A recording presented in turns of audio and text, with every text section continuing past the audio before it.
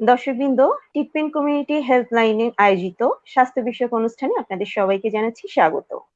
আপনারা নিশ্চয়ই ইতিমধ্যে জেনে গেছেন আমাদের আজকের অনুষ্ঠানে সম্মানিত যে অতিথি, সে হচ্ছেন ডক্টর মোস্তাফিজুর রহমান। তিনি আজকে আপনাদের সাথে আলোচনা করবেন পিত্তথলি এবং পিত্তনালী বিষয়ক যত ধরনের রোগ আছে সেই জাতীয় সমস্যাগুলো নিয়ে। আপনাদেরকে আগে আমি একটু বলে নিচ্ছি, আমাদের যে আজকের যে অতিথি, উনি হচ্ছেন বর্তমানে আছেন Sheikh Russel gastro liver institute ও হাসপাতালে সহকারী রেজিস্ট্রার হিসাবে, এবং উনি শেরেবাংলা মেডিকেল কলেজ থেকে এমবিবিএস কমপ্লিট করার পরে জেনারেল সার্জারিতে এফসিপিএস করেছেন এবং হেপাটোবিলিয়ারি এন্ড প্যানক্রিয়াটিক ডিজিজের উপরে সার্জারিতে এমএস কমপ্লিট করেছেন। তো আশা করি বাকি সময়টুকু আপনারা আমাদের সাথে থাকবেন এবং আপনাদের পিত্তথলি এবং পিত্তনালীর যাবতীয় সমস্যার সঠিক সমাধান পাবেন। আমি এখন ডক্টর মোস্তাফিজুর রহমানকে ইনভাইট করছি আমাদের সাথে যোগ হওয়ার জন্য। ডক্টর মোস্তাফিজুর রহমান। হ্যাঁ, ডক্টর মোস্তাফিজ, আপনি শুনতে পাচ্ছেন আমাকে? জি, জি শুনতে পাচ্ছি, ক্লিয়ারলি শুনতে পাচ্ছি। হ্যাঁ, প্রোগ্রামের শুরুতে আপনাকে স্বাগত জানাচ্ছি আমাদের এই অনুষ্ঠানে। জি, ধন্যবাদ আপনাকে। প্রোগ্রামের শুরুতেই আমি কমিউনিটি ট্রিটমেন্টের অ্যাডমিন প্যানেলকে ধন্যবাদ জানাচ্ছি আমাকে লাইভ প্রোগ্রামে সংযুক্ত করার জন্য, এবং সুপ্রিয় দর্শক মণ্ডলী যারা আমাদের এই লাইভ প্রোগ্রামটি দেখছেন দেশ থেকে বা দেশের বাহির থেকে, তাদের সবাইকে ঈদ উল ফিতরের অগ্রিম শুভেচ্ছা জানাচ্ছি। জি ডক্টর মুস্তাফিজ, আমি আজকে আমাদের মূল আলোচনায় প্রবেশের আগে একটু বর্তমান প্রেক্ষাপট নিয়ে একটু কথা বলতে চাই। আপনারা সবাই জানেন আমরা একটা ক্রান্তিকাল পার করতেছি। SARS-CoV-2 ভাইরাস নামক একটি ভাইরাস দ্বারা সারা পৃথিবী লন্ডভন্ড হয়ে গেছে। আজ পর্যন্ত প্রায় 53 লোক এই ভাইরাসটি দ্বারা সংক্রমিত হয়েছেন এবং প্রায় 3,35,000 মানুষ মৃত্যুবরণ করেছেন। এবং এই করোনা ভাইরাসের ভয়াবহ থাবা থেকে আমাদের বাংলাদেশও মুক্ত নয়। আমাদের আজকে পর্যন্ত বাংলাদেশেও প্রায় 30,000 মানুষ সংক্রমিত হয়েছে এবং প্রায় 400 অধিক মানুষ মৃত্যুবরণ করেছে। তবে একটু কথা না বললেই নয়, আপনি যদি পৃথিবীর অন্যান্য রাষ্ট্রের দিকে লক্ষ্য রাখেন বা এই মহামারী নিয়ে যদি পর্যালোচনা করেন, সেক্ষেত্রে আপনি দেখবেন আমাদের দেশের অবস্থা কম্পারেটিভলি অনেক দেশের থেকে আমরা ভালো আছি। তবে আমরা আরো ভালো থাকতে পারতাম যদি বাংলাদেশ সরকার কর্তৃক যে দিক নির্দেশনা দেওয়া হয়েছিল, যে স্বাস্থ্য বিধিমালা মেনে চলতে বলা হয়েছিল, সেগুলো যদি আমরা সতর্কতার সাথে সচেতনভাবে মেনে চলতে পারতাম, তাহলে আমরা অনেক ভালো থাকতে পারতাম। তো আমি কি ভুল ত্রুটি সেগুলো বলতে চাচ্ছি না, তবে আমি সবার কাছে একটাই আবেদন করছি, প্রোগ্রামের শুরুতেই পিছনের দিনে যা হয়েছে আজ থেকে আমরা নূতনভাবে আবার নূতন করে আমরা সতর্ক হই, সচেতন হই, সবাই আমরা ঘরে থাকি, বিনা প্রয়োজনে অপ্রয়োজনে আমরা ঘরের বাইরে না যাই, এবং আমি নিজে সংক্রমিত না হই এবং অন্যকেও সংক্রমিত না করি। আমরা দেশকে ভালোবাসি, সরকারকে সহযোগিতা করি, এবং যদি আমরা সহযোগিতা করতে পারি অচিরেই ইনশাআল্লাহ আমরা বাংলাদেশকে করোনা ভাইরাস থেকে সবাই মিলে মুক্ত রাখতে পারবো। হ্যাঁ, ধন্যবাদ ডক্টর মুস্তাফিজ। আমরা তাহলে একটু মূল আলোচনায় যেতে চাচ্ছি। জি, আমরা যতটুকু জানি যে আপনি হেপাটোবিলিয়ারি এন্ড প্যানক্রিয়াটিক সার্জারি বিষয়ে আপনার উচ্চতর ডিগ্রি। তো আমাদের প্রথম প্রশ্ন ছিল হচ্ছে, এটা আসলে শরীরের কোন অংশটা নিয়ে আপনার এই উচ্চতর ডিগ্রিটা? হেপাটোবিলিয়ারি এন্ড প্যানক্রিয়াটিক সার্জারি কোন অংশটা, শরীরের কোন অংশ এটা আমাদের? আচ্ছা, হেপাটোবিলিয়ারি প্যানক্রিয়াটিক সার্জারি বেসিক্যালি অবশ্যই একটা new subject, emerging subject in Bangladesh. এটা শুরু হয় বাংলাদেশে 1914 সালে প্রফেসর জুলফিকার রহমান খান স্যারের নেতৃত্বে। Professor Zulfiqar Rahman sir Bangabandhu Sheikh Mujib medical ইউনিভার্সিটিতে এই subject hepatobiliary and pancreatic subject নামে একটি কোর্স চালু করেন। আমরা সকলেই তার কাছে কৃতজ্ঞ যে উনি বাংলাদেশে এরকম একটি নতুন সাবজেক্ট স্টার্ট করেছেন, এবং আমরা সেই সাবজেক্টে উচ্চতর ডিগ্রি নিয়ে আলহামদুলিল্লাহ মানুষের সেবায় নিয়োজিত আছি। যে হ্যাঁ, আপনি যেটা জানতে চাইছেন এটা বেসিক্যালি কি বিষয় নিয়ে কাজ করি, এটা হচ্ছে মানুষের সবচেয়ে যে বড় যে সলিড অর্গান সেটা হচ্ছে লিভার, পিত্তথলি, পিত্তনালী ও প্যানক্রিয়াস, বা অনেকে বাংলায় বলে অগ্নাশয়। এই অগ্নাশয়ের যত সার্জিক্যাল ডিজিজ আছে অনেক ধরনেরই ডিজিজ আছে, কিছু মেডিকেল ডিজিজ বলি আমরা, কিছু সার্জিক্যাল ডিজিজ বলি, যে ডিজিজগুলো অনেক সময় মেডিসিন দিয়ে কভার করা যায়, ওইগুলো হেপাটোলজিস্ট, গ্যাস্ট্রোন্টারোলজিস্ট ওনারা ট্রিটমেন্ট করেন। আর যে ট্রিটমেন্টগুলো জন্য সার্জারি প্রয়োজন হয়, লিভার, পিত্তথলি, পিত্তনালী, প্যানক্রিয়াসের, সেইগুলো ইউজুয়ালি আমরা হেপাটোবিলিয়ারি এন্ড প্যানক্রিয়াটিক সার্জনরা ডিল করি। জি, ধন্যবাদ আপনাকে। আপনি তো ইতিমধ্যে জানেন যে আমাদের আজকের বিষয়, যে নির্দিষ্ট বিষয়, সেটা হচ্ছে পিত্তথলির পাথর ও পিত্তনালীর অন্যান্য রোগ। তা আমরা তো মূলত পিত্তথলির পাথর এই রোগ শুনতেই আমরা অভ্যস্ত। তো এছাড়া পিত্তথলির পাথর ছাড়া আর কি কি ধরনের রোগ হতে পারে পিত্তথলিতে? জি, আসলে পিত্তথলিটা বলতে গেলে আমি একটু ভূমিকা টানতে চাই। পিত্তথলিটা কি? পিত্তথলিটা বলার আগে একটু লিভার নিয়ে বলি। লিভারটা হচ্ছে আমাদের বডির সবচেয়ে বড় সলিড অর্গান। এটা হচ্ছে আমাদের পেটের উপরিভাগের ডান দিকে থাকে, হ্যাঁ, ডান দিকে থাকে, এবং এটা একজন প্রাপ্তবয়স্ক মানুষের শরীরে এটার ওজন 1400 থেকে 1600 গ্রাম থাকে। এই লিভারেরই ঠিক নিচের ভাগে, নিচ দিকে একটা থলির মতো, বেলুনের মতো ফাঁপা থলি থাকে, যেটাকে আমরা বলি পিত্তথলি। হ্যাঁ, সেটার সাইজ অনেক ভেরিয়েশন আছে, 6 সেন্টিমিটার থেকে 12 সেন্টিমিটার, ইভেন আরো বেশিও বড় হতে পারে। পিত্তথলি নামটা আসলেই মনে হয় যেন এখানে পিত্ত, থলির ভিতরে পিত্ত থাকে এবং পিত্ত তৈরি হয়, কিন্তু এখানে একটা ভুল ধারণা আমাদের অনেকেরই থাকে। আমাদেরকে অনেকেই প্রশ্ন করে যে স্যার এখানে কি পিত্ত তৈরি হয়? যেহেতু পিত্ত যদি আপনি কেটেই ফেলেন, থলি কেটে ফেললে আমরা কি সমস্যা করবো না? এই জন্য আমি বলতে চাচ্ছি যে বেসিক্যালি পিত্ত থলির কাজটা হচ্ছে এখানে পিত্তটাকে রিজার্ভ রাখা এবং সময় টু সময় এটাকে কন্ট্রাকশন বা স্কুইজ করে পিত্তটাকে বের করে দেওয়া। বেসিক্যালি পিত্ত তৈরি হয় কিন্তু লিভারে।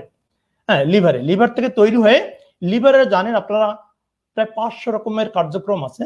হ্যাঁ, 500 রকমের কার্যক্রম আছে। তার ভিতরে গুরুত্বপূর্ণ একটা কাজ হচ্ছে পিত্ত তৈরি করা। পিত্ত তৈরি করা, সেই পিত্ত তৈরি করে পিত্ত নালী হয়ে পিত্তথলিতে এসে জমা থাকে। পিত্তে জমা থাকে। এখন আপনি বলছেন যে কি কি রোগ হতে পারে? জি, আর কি কি রোগ হতে পারে? পিত্তথলির যত ডিজিজ আছে তার 90, মানে যত ধরনের সমস্যা হয় তার 90% কভার করে, 95% কভার করে পিত্তথলির পাথর। দ্যাট মিনস আর 5% হচ্ছে অন্যান্য অনেক ধরনের সমস্যা নিয়ে আসতে পারে। কিছু সমস্যা আছে যে জন্মগত কিছু ত্রুটি নিয়ে আসতে পারে, আর কিছু আছে অ্যাকুয়ার্ড ডিজিজ বা পরবর্তীতে হয়। হ্যাঁ, পরবর্তীতে যে সমস্যাগুলো হয় তার ভিতরে টিউমার একটা অন্যতম, টিউমার বা ক্যান্সার। হ্যাঁ, তারপরে অনেকে পলিপ নিয়ে আসে আমাদের কাছে। তারপরে কিছু জন্মগত ত্রুটির ভিতরে কোলেটোকাল সিস্ট বা সিস্টিক ডিজিজ হয়। তারপরে কিছু ইনফেকশন হয়। হ্যাঁ, এরকম অনেক সমস্যা আছে। জি জি, ধন্যবাদ। আমি একটু দর্শকদের জন্য বলে রাখছি, দর্শকবৃন্দ আপনারা যারা আমাদের সাথে আছেন, আপনারা আপনাদের প্রয়োজনীয় রোগ সম্পর্কে জানতে হলে আমাদের স্ক্রিনে দেখাচ্ছে লাইভ, ওই লাইভ ওখানে ক্লিক করলে আপনারা আপনাদের কমেন্ট অপশনে গিয়ে কমেন্টগুলো লিখতে পারেন এবং আপনাদের প্রশ্নগুলো সেখানেই করতে পারেন। আমরা তাহলে সরাসরি আপনাদের সাথে যোগাযোগ করে সেই কমেন্টগুলো আমরা ডক্টরের কাছে প্রেরণ করতে পারবো। ধন্যবাদ। ডক্টর মুস্তাফিজ, আবার আপনার কাছে আসছি। যে আপনি তো বললেন যে পিত্তথলির অনেক রোগ হয়, তো আমরা যেহেতু আজকে পিত্তথলির পাথরের উপর নিয়ে কথা বলতে যাচ্ছি, আমার একটু জানার ছিল যে এগুলো সাধারণত কাদের হয় এবং কেন হয়? পিত্তথলির পাথরগুলো কাদের হচ্ছে? যে চমৎকার একটা কোশ্চেন করছেন। যেহেতু পিত্তথলির পাথর কাদের হয় এটা বলার আগে আমি একটু এর মেকানিজমটা বলতে চাই, যেটা আসলে কিভাবে আমাদের বডিতে ফরমেশন হয়, স্টোনটা কিভাবে ফরমেশন হয়, তাহলে বুঝতে সুবিধা হবে কাদের হয় বা কেন হয়। পিত্তথলিটা থাকে হচ্ছে লিভারের নিচে একটা ফাঁপা থলি, সেখানে পিত্ত থাকে। সেই পিত্তর মূল কাজ হচ্ছে যখন আমরা ফ্যাট যুক্ত বা চর্বিযুক্ত খাবার খাই, আমরা কার্বোহাইড্রেট, প্রোটিন, ফ্যাট এগুলোই তো খেয়ে থাকি। যখন ফ্যাট যুক্ত খাবার আসে, সেই ফ্যাটটা যখন ডাইজেশন হয় তখন সেটাকে বডিতে অ্যাবজর্ব করার জন্য এই পিত্তর খুবই প্রয়োজন। পিত্তর অ্যাবসেন্সে এই ফ্যাট অ্যাবজর্ব হতে পারে না। এই পিত্তে কি থাকে? বাইল সল্ট থাকে। সেই বাইল সল্ট বেসিক্যালি এই ফ্যাটটাকে অ্যাবজর্ব করবে, এবং শুধু ফ্যাট নয়, সাথে ফ্যাট সলিউবল কিছু ভিটামিন এ, ডি, ই, কে এটাকে অ্যাবজর্ব করে। যদি এই পিত্ত না থাকে বা পিত্ত না আসে, তাহলে ফ্যাট সলিউবল ভিটামিনও ঘাটতি পড়বে, প্লাস ফ্যাটও অ্যাবজর্ব হবে না। সেক্ষেত্রে ফ্যাটটা নিচের দিকে নেমে যাবে আনডাইজেস্টেড অবস্থায়। সেক্ষেত্রে বারবার মলের সাথে চলে যাবে, বারবার তার মল ত্যাগ করবে, ডায়রিয়া ধারণ করতে পারে। এখন হয় কি, এই যে পিত্তে যে কম্পোনেন্টস তার 85% হচ্ছে তরল, অর্থাৎ পানি থাকে, আর 15% হচ্ছে সলিড কম্পোনেন্ট, 15%। এই 15%-এর ভিতরে অনেক ধরনের পদার্থ থাকে, তার ভিতরে গুরুত্বপূর্ণ যে দুটো সেটা হচ্ছে কোলেস্টেরল এবং বাইল সল্ট। এখন কোলেস্টেরল বলতে তো আমরা সংক্ষেপে সহজেই বুঝি, এটা একটা তৈলাক্ত পদার্থ। হ্যাঁ, তো কোলেস্টেরলটাও কিন্তু বেসিক্যালি লিভার তৈরি করে পিত্তের মাধ্যমে আমাদের শরীর থেকে বের করে দিচ্ছে। এখন এ কিন্তু পিত্তথলিতে এসে যখন বের হয়ে যাবে, যেহেতু এটা পানিতে ভেসে থাকে, ভাসমান অবস্থায় এটা বের হতে পারবে না, তাহলে এটাকে পানিতে দ্রবীভূত হতে হবে। তাহলে দ্রবীভূত কিভাবে হবে? এই দ্রবীভূত করানোর কাজটা করে হচ্ছে এই যে বাইল সল্ট বা বাইল অ্যাসিড। এই বাইল সল্ট কোলেস্টেরলকে চারদিক থেকে কভার করে এই কোলেস্টেরলকে দ্রবীভূত করে সহজেই আমাদের বডি থেকে বের করে দেয়।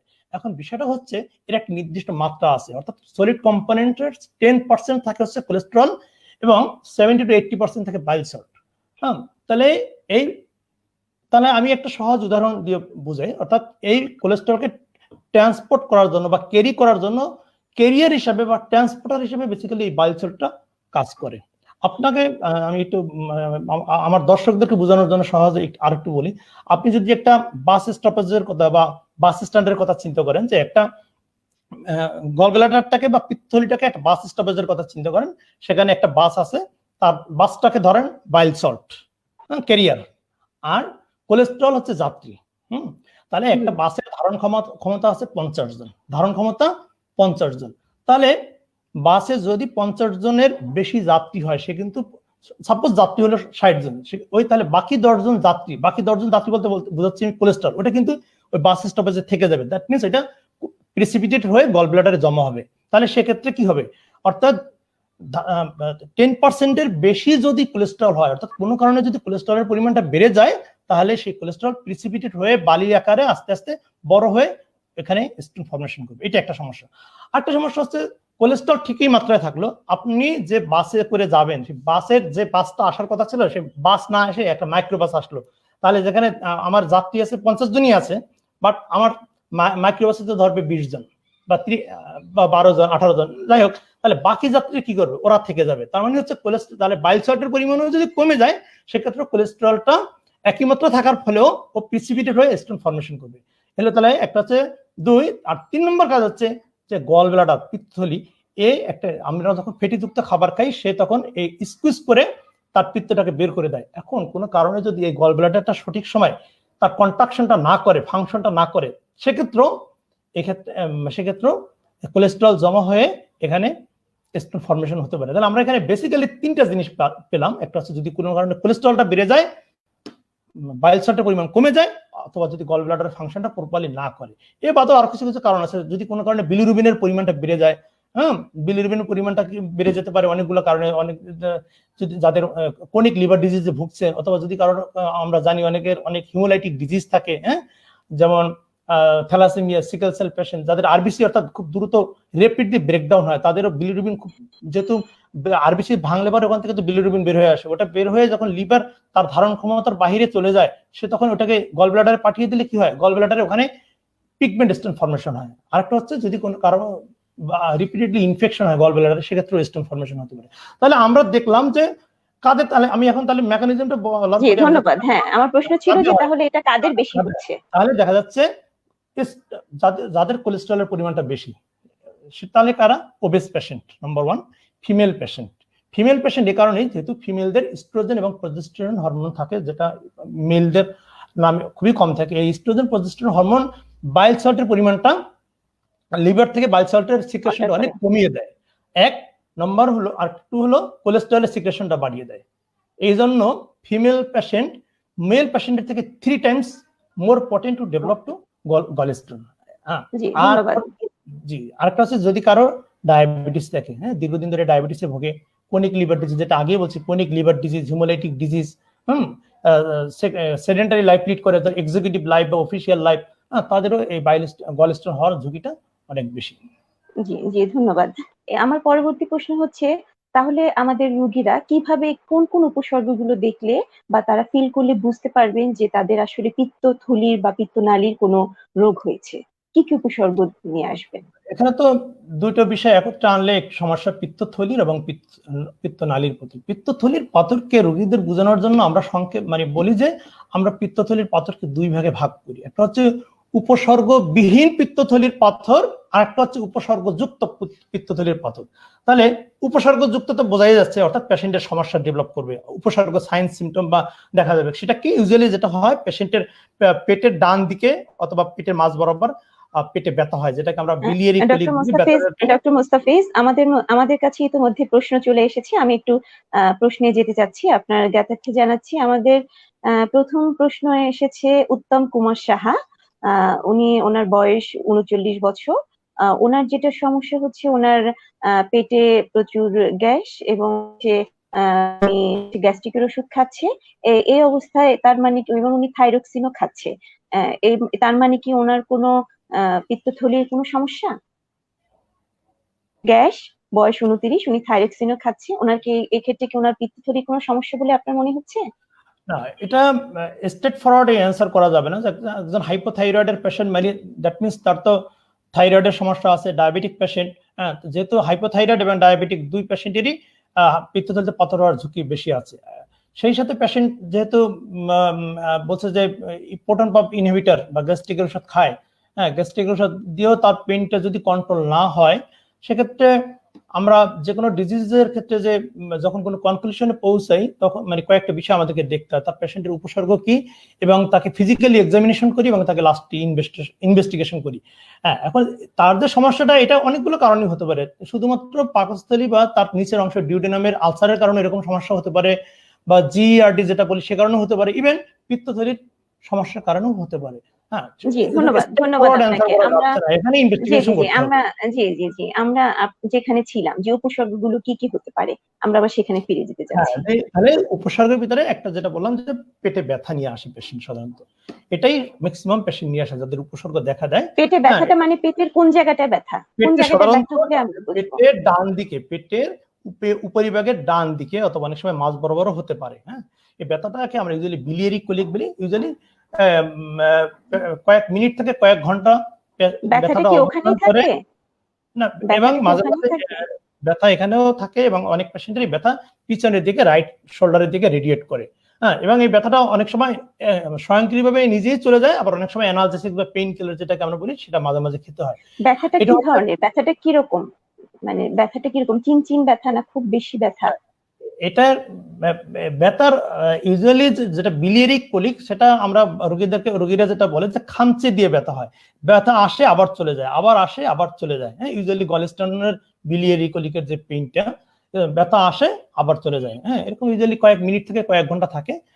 আর অনেক সময় যখন পেইনটা মানে একুট কোলিসিস্টেটিস ডেভেলপ করে, অর্থাৎ সেটা হচ্ছে যে বাইল স্টোন বা গল স্টোন কি কি সমস্যা নিয়ে আসতে পারে। একটা হচ্ছে যে বিলিয়ারি কোলিক, শুধুমাত্র পেইন, সাথে একটু নৌশিয়া বা বমি বমি ভাব বা বমিও থাকতে পারে।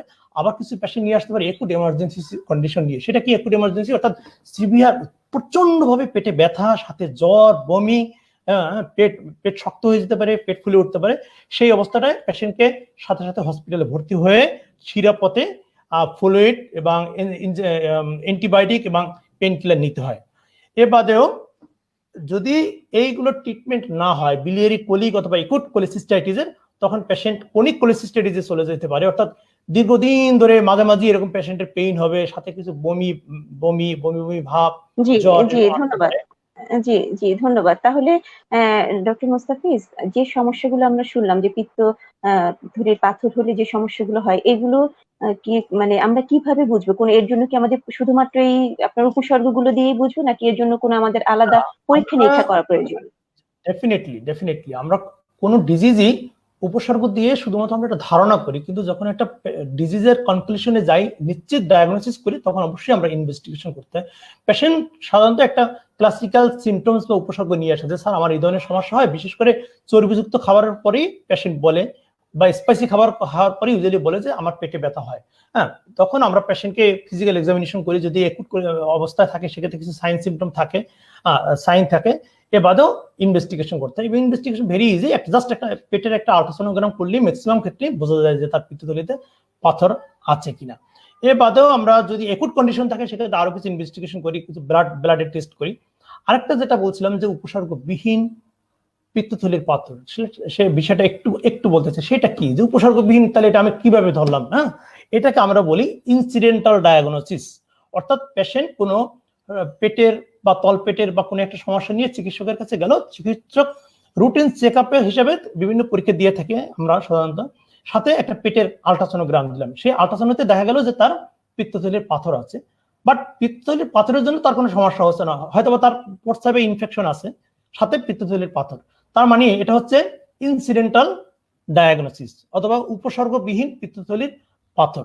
আরেকটা ব্যাপার হচ্ছে যে অনেক সময় আমরা এন্ডোস্কোপি করেও দেখি যে তার পেপটিক আলসার ডিজিজ আছে, মানে স্টোমাক অথবা ডিউডেনামে আলসার আছে, সাথে পিত্তথলির পাথর আছে। দ্যাট মিনস এই পিত্তথলির পাথরটা তার কোনো সমস্যা করতেছে না, আলসারটাই তাকে সমস্যা করতেছে। হ্যাঁ, এইসব ক্ষেত্রে আমরা কি করি, ট্রিটমেন্টটা কি? পৃথিবীর প্রায় 10 to 15% পপুলেশনের গলস্টোন থাকে, মানে পিত্তথলিতে পাথর থাকে। তাহলে কি সবার চিকিৎসা দরকার আছে কিনা? যাদের উপসর্গ জি জি, আমি ঠিক এই জায়গাটায় আসতে যাচ্ছিলাম ডক্টর মুস্তাফিজ, যে আমরা পরীক্ষার পরে যখন আমরা দেখব যে পেশেন্টের পিত্তথলির পাথর হয়েছে, হয়তো ইনসিডেন্টালি হলো অথবা আমাদের উপসর্গ নিয়ে আসলেন, তখনই আমরা দেখলাম, তখন আমরা ঠিক বা আপনি বললেন যে কোলিসিস্টাইটিস মানে ইনফেকশন আছে, এরকম অবস্থায় আমরা ঠিক কিভাবে কি কি চিকিৎসা পদ্ধতির মধ্যে দিয়ে যেতে পারি? হ্যাঁ, চিকিৎসা পেশেন্টকে প্রথমে আমরা দুটো ভাগে ভাগ করলাম, একটা হচ্ছে উপসর্গবিহীন আর উপসর্গযুক্ত। উপসর্গবিহীন পেশেন্টের ইউজুয়ালি কোনো ট্রিটমেন্ট দরকার নেই, তার যে প্রাইমারি ডিজিজ যে হয়তো প্রস্রাবের ইনফেকশন, পেপটিক আলসার ডিজিজ, সেগুলো ট্রিটমেন্ট দিয়ে আমরা ইউজুয়ালি ছুটি দিয়ে দিই বা একটা প্রেসক্রিপশন করে দিই। পাশাপাশি কিন্তু কিছু কিছু ক্ষেত্র বিশেষে ইনসিডেন্টাল ডায়াগনোসিস বা উপসর্গবিহীন পিত্তথলির পাথরেও চিকিৎসা দিতে হয়। চিকিৎসা কিন্তু একটাই, সেটা হচ্ছে সার্জারি। এটা কোনো মেডিসিন চিকিৎসা নেই। তার মানে হচ্ছে ওষুধ খেয়ে এটাকে ভালো করার কোনো উপায় নেই? উপায় নেই। অনেক ট্রায়াল চলছে, শত শত বছর ধরে এটা নিয়ে গবেষণা চলছে যে ঔষধ দিয়ে এটা কিছু করা যায় কিনা, কিন্তু সফল অপারেশন হয়নি। করতেই হবে, অপারেশন করতেই হবে। এখন হচ্ছে যে উপসর্গবিহীন কাদের চিকিৎসা, মানে কাদের সার্জারি করতে হয়? সাধারণত যাদের লং টাইম ধরে ডায়াবেটিক পেশেন্ট এবং যারা ইমিউনো কম্প্রোমাইজড, হ্যাঁ, ইমিউনো কম্প্রোমাইজডের ভিতরে একটা হতে পারে ডায়াবেটিক পেশেন্ট, যারা এরাও একটা ইমিউনো কম্প্রোমাইজড, যাদের ইমিউনো সাপ্রেসিভ মেডিসিন খায়, অর্থাৎ কারো হয়তো কিডনি ট্রান্সপ্লান্টেশন করা আছে, লিভার ট্রান্সপ্লান্টেশন করা আছে, হ্যাঁ, এই অবস্থায় পিত্তথলির পাথর ধরা পড়লো, তাকেও সার্জারিটা করে নেওয়া বেটার।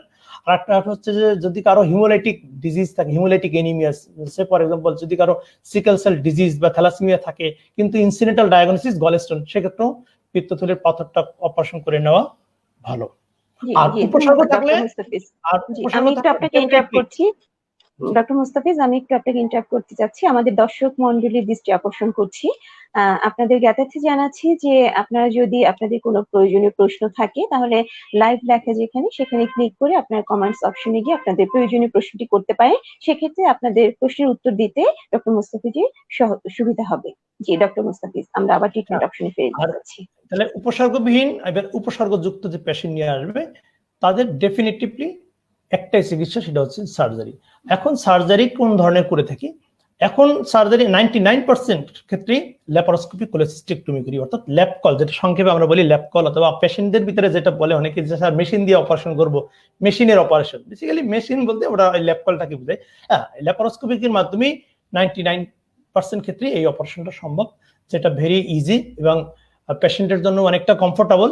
যেহেতু আমরা যে কোনো অপারেশন করার ক্ষেত্রে ইউজুয়ালি যে জিনিসগুলো মাথায় রাখি যে তার কি পরিমাণ অপারেশনের জটিলতা হতে পারে। হ্যাঁ, ল্যাপারোস্কোপিক সার্জারির জটিলতা ওপেন সার্জারি থেকে অনেক কম। সবচেয়ে যেটা পেশেন্টের জন্য ভালো সেটা হলো এখানে পেইন একেবারে না, মানে হয় না বললেই চলে, যেটা ওপেন সার্জারিতে প্রায় পেশেন্টকে 7 দিন 10 দিন ধরে অ্যানালজেসিক্স খেতে হয়, অনেক ব্যথা হয়। হ্যাঁ, কিন্তু এই ক্ষেত্রে এই পেশেন্টের এই ব্যথাটা অনেক কম থাকে। নাম্বার 2 হলো ইনফেকশনের চান্স কম থাকে, সে খুব আর্লি বাসায় যেতে পারে, আর্লি তার কাজে জয়েন করতে পারে, এবং তার ফিনান্সিয়াল যে বিষয়টা এটাও মাথায় রাখতে হয়। যেহেতু ল্যাপারোস্কোপিক অপারেশন করলে তার খরচটাও অনেক কমে যায়, যেহেতু হসপিটালে স্টেইং টাইমটা কম, সেক্ষেত্রে খরচও অনেক কমে আসে। জি ধন্যবাদ, ধন্যবাদ ডক্টর মুস্তাফিজ। আপনার কাছে আমার একটু জানার ছিল যে কেউ যদি অপারেশন করতে না চায়, যে কেউ যদি অপারেশনে ভয় পায়, অপারেশন শুনলেই তো আমাদের রোগীরা সাধারণত ভয় পায়, যেহেতু এটা একটা কাটাছেঁড়ার ব্যাপার, একটা অজ্ঞানের ব্যাপার, তারা এটা ভয় পায়। তো অপারেশন যদি না করে এই অবস্থায় পিত্তথলির পাথর নিয়ে সে যদি থাকে, তার কোনো সিমটম নেই, কোনো উপসর্গ ছাড়াই সে আছেন, সেক্ষেত্রে পরবর্তীতে তার কি কি ধরনের সমস্যা হতে পারে বা কি কি জটিলতার সম্মুখীন সে হতে পারে? আমি অ্যান্সারের আগে একটু ভয় তাড়ানোর জন্য একটা দুটো কথা বলতে চাই, যে পৃথিবীর সবচেয়ে সবচেয়ে যে বেশি অপারেশন হয় সেটা হচ্ছে সার্কামসিশন রিলিজিয়াস পারপাজে। তারপরের সেকেন্ড যে অপারেশন সেটা হচ্ছে কোলেসিস্টেক্টমি অর্থাৎ পিত্তথলির অপারেশন। সুতরাং ভয় পাওয়ার কিছু নেই। আর আরো ভয় পাওয়ার কিছু নেই, যেহেতু এই অপারেশনটা এখন হয় মিনিমাল ইনভেসিভ সার্জারি, যেটাকে বলা হয় ল্যাপারোস্কোপিক বা মেশিনের মাধ্যমে অপারেশন। পেশেন্ট 12 ঘন্টা অর্থাৎ সকালে ভর্তি হলে আমরা যেটা করি, পেশেন্ট আগে থেকেই সকল ইনভেস্টিগেশন করাই রাখি। যেদিন অপারেশন করতে চাই সেই দিন পেশেন্টের অপারেশনের জাস্ট 2 ঘন্টা আগে এসে ভর্তি হয়, সকালবেলা সে না খেয়ে থাকে। অপারেশন করার 6 থেকে 8 ঘন্টা পর পেশেন্ট বাসায় চলে যেতে পারে। অর্থাৎ হসপিটালে টোটাল 10 থেকে 12 ঘন্টা স্টে করলে তাকে হচ্ছে, যদি তার অন্য কোনো বড় সমস্যা না থাকে, অর্থাৎ যদি তার ডায়াবেটিস বা হার্ট ডিজিজ বা লিভার ডিজিজ না থাকে, হ্যাঁ, সেক্ষেত্রে হয়তো একটু বেশি সময় অবস্থান করতে হতে পারে অন্য সমস্যাগুলোকে ফলো আপে রাখার জন্য বা দেখার জন্য। হ্যাঁ, তাহলে ভয়ের খুব নাই। এখন প্রশ্ন হচ্ছে যে যদি কেউ অপারেশন করতে না চায় তাহলে কি কি হতে পারে। একটা উপসর্গযুক্ত বিহীনের পেশেন্টের অবশ্যই অপারেশন করা উচিত। এ কারণেই যেহেতু এটার অনেকগুলো জটিলতা আছে, কিছু জটিলতা আছে লাইফ থ্রেটেনিং, হ্যাঁ, ইভেন মৃত্যুর ঝুঁকিও কিছু, মৃত্যুর দিকেও পেশেন্ট চলে যেতে পারে। যেমন একুট প্যানক্রিয়াটাইটিস ডেভেলপ যদি করে কোনো পেশেন্টের, এই গলস্টোন প্যানক্রিয়াটাইটিস বলি আমরা যেটাকে, যে আপনারা শুনে থাকবেন বা শুনেছেন যে একটা ভয়ঙ্কর রোগ একুট প্যানক্রিয়াটাইটিস, যার প্রায় 5% পেশেন্টই এক্সপায়ার করে। আর একুট প্যানক্রিয়াটাইটিসের 80% কজ হইলো গলস্টোন। সুতরাং আমাকে অবশ্যই অপারেশন করতে হবে। আরেকটা হচ্ছে যে এই স্টোন মাইগ্রেট করে যখন নিচের দিকে নামতে থাকে, হ্যাঁ, নামতে থাকে, যদি সিস্টিক টাক যেটা অর্থাৎ পিত্তথলির যে নালীটা ওটাকে যদি বন্ধ করে দেয়, ওটা ইনফেকশনে অনেক সময় ভিতরে পুজ জমতে পারে, সেটা একটা লাইফ থ্রেটেনিং কন্ডিশন। সাথে সাথে অপারেশন করা দরকার, না করলে পেশেন্ট পুজটা ফেটে গিয়ে পুজটা পেটের চারদিকে ছড়াই পড়তে পারে। অনেক সময় পিত্তথলিটা গ্যাংগ্রিন হয়ে যেতে পারে, পচে যেতে পারে। হ্যাঁ, এগুলো কিন্তু লাইফ থ্রেটেনিং কন্ডিশন। এর বাদেও ওই পিত্তথলির পাথরটা যখন আরো নিচের দিকে নেমে পিত্তনালীতে থাকে, তখন জন্ডিস ডেভেলপ করতে পারে, হ্যাঁ, বা কোলানজাইটিস ডেভেলপ করতে পারে। সেটাও একটা কিন্তু একুট এমার্জেন্সি সিচুয়েশন নিয়ে পেশেন্ট আমাদের কাছে আসে। এর বাদেও দেখা যাচ্ছে যে পেশেন্টের স্টোনের সাইজ মোর দ্যান 3 সেন্টিমিটার, হ্যাঁ, তাদের কিন্তু ক্যান্সারের ঝুঁকিটা সাধারণ পিপলের থেকে অনেক বেশি। হ্যাঁ, তার মানে এমন কোনো সমস্যা নেই যেটা এই পিত্তথলির পাথর তৈরি করে না। কিন্তু একটা মজার ব্যাপার, যাদের পিত্তথলির পাথর আছে বাট উপসর্গ নেই, তাদের কিন্তু এই জটিলতা হওয়ার চান্সটা অনেক অনেক কম। যে কারণে উপসর্গবিহীন পিত্তথলির পাথরের অপারেশন ক্ষেত্র বিশেষ বাদে করার প্রয়োজন নেই।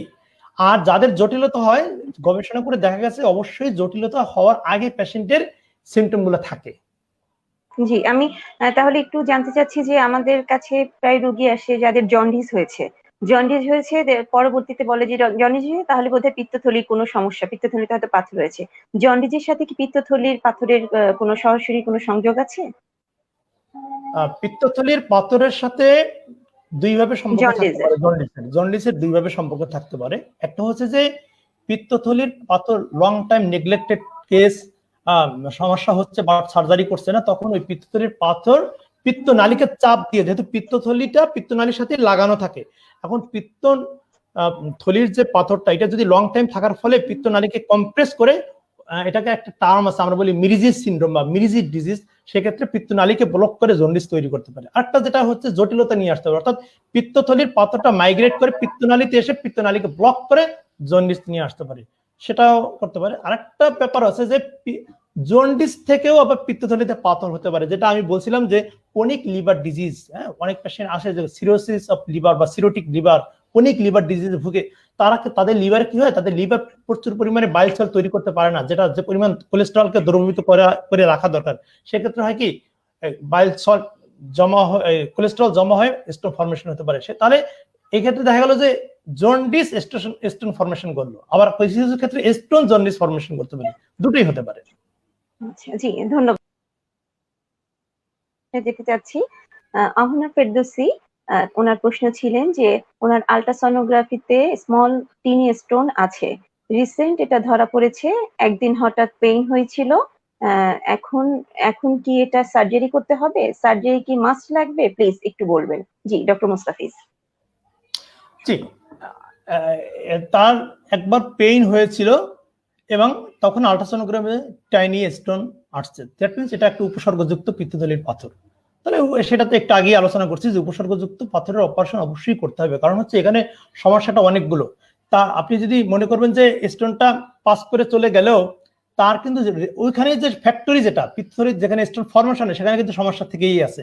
কেন টাইনি স্টোন কেন হলো? দ্যাট মিনস ওখানে কোলেস্টেরলটা হয়তো বেশি পরিমাণে জমা হচ্ছে, অথবা বাইল সল্ট তার কম আছে, অথবা গল ব্লাডারটা প্রপারলি ফাংশন করতেছে না। হ্যাঁ, তবে একটা জিনিস যে এই যে তারা আগে একবার যে পেইন, এই পেইনটা কি অন্য কোনো কারণ কিনা সেটাও একটু ইভালুয়েশন করা দরকার। সেই জন্য পেশেন্টের আরেকটু হিস্ট্রি দরকার যে এই পেইনের ধরনটা কিরকম ছিল, পেইনটা পেটের কোন জায়গায় ছিল, কতক্ষণ ছিল, কিভাবে পেইনটা রিলিভ হলো। হ্যাঁ, এই জিনিসগুলো আমাকে জানা দরকার, তখন বুঝতে পারবো যে জি জি অহনা ফেরদৌসী, আশা করি আপনি আপনার প্রশ্নের উত্তরটা পেয়েছেন। পরবর্তীতে আরো যদি ডিটেল কিছু জানতে হয় তাহলে আমার মতে আপনি আপনার বিশেষজ্ঞের সাথে সরাসরি যোগাযোগ করলে সেটা আরো ভালো হবে, কারণ আপনার কিছু উপসর্গের সাথে মিলিয়ে আপনাকে চিকিৎসাটা দিতে হবে। ডক্টর মোস্তাফিজ, আমার পরবর্তী প্রশ্ন হচ্ছে, যে সমস্যাগুলোর কথাগুলো নিয়ে আসলেন পেশেন্ট এবং যারা আমাদের রিস্ক ফ্যাক্টর হিসেবে ডায়াগনোসিস হলো, তারা কি প্রতিকার নেই? এই ধরেন এমন কোনো কিছু নেই যেটা করলে আমাদের আর এই পিত্তথলির পাথরগুলো হবে না, বা পিত্তথলির এই রোগগুলো থেকে আমরা রেহাই পেতে পারি? ডেফিনেটলি অবশ্যই আছে। সেটা হলো আমাদের বডিতে যেগুলো নন কমিউনিকেবল ডিজিজ, অর্থাৎ নন ইনফেকশাস ডিজিজ, সেই ডিজিজগুলো হওয়ার পিছনে একক কোনো ফ্যাক্টর দায়ী থাকে না। ইউজুয়ালি মাল্টিপল ফ্যাক্টর যখন সকলে মিলে সহমত হয় যে একে আমরা একটা ডিজিজ তৈরি করব, তখনই ডিজিজ হয়। এটাই একটা ফ্যাক্টর। তাহলে আমরা পিত্তথলির পাথরের ক্ষেত্রে একই রকম ফ্যাক্টর, যে বললাম যে কোলেস্ট্রল বেড়ে যায়, বেড়ে গেলে হতে পারে, বাইল সেল কমে গেলে, বা এটাও কিন্তু একাধিক ফ্যাক্টর হিসেবে কাজ করে। একটা হচ্ছে ফিমেল পেশেন্ট, বা জেনেটিক ফ্যাক্টর থাকতে পারে, একটা হচ্ছে ফ্যামিলিয়াল ফ্যাক্টর হিসেবে কাজ করতে পারে, আর একটা হচ্ছে ওবেস পেশেন্ট। তাহলে আমরা যদি ওবেসিটি যদি একটু কমাইতে পারি তাহলে রিস্ক কমাইতে পারি। ওবেসিটি কিভাবে কমাইতে পারি? ওবেসিটি কমানোর প্রধান উপায় হচ্ছে কার্বোহাইড্রেট যুক্ত খাবার অনেক কম খেতে হবে। কার্বোহাইড্রেট যুক্ত খাবার কম খেতে হবে, রেগুলার এক্সারসাইজ করতে হবে।